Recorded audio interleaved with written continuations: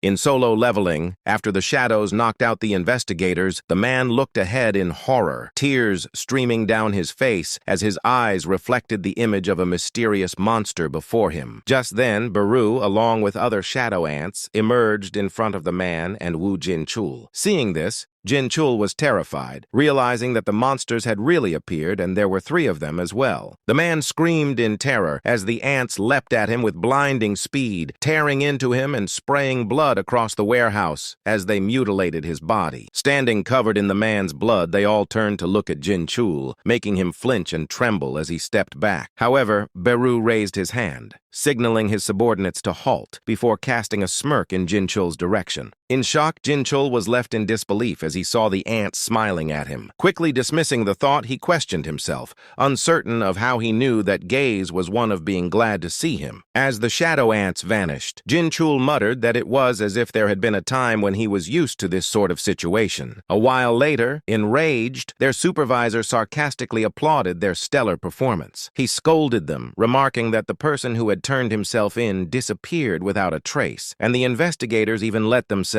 get knocked out. He then glanced over at Jinchul, asking why he didn't call for an ambulance and if he remembered anything. Jinchul lowered his head apologetically, telling him that when he came to his senses, his colleagues were already knocked out. The supervisor then told them that, fortunately, a report hadn't been made to the higher-ups, so they should keep their mouths shut about this incident, and that the 2 of them were trying to investigate the Guro district gang and got injured in an accident which they agreed to.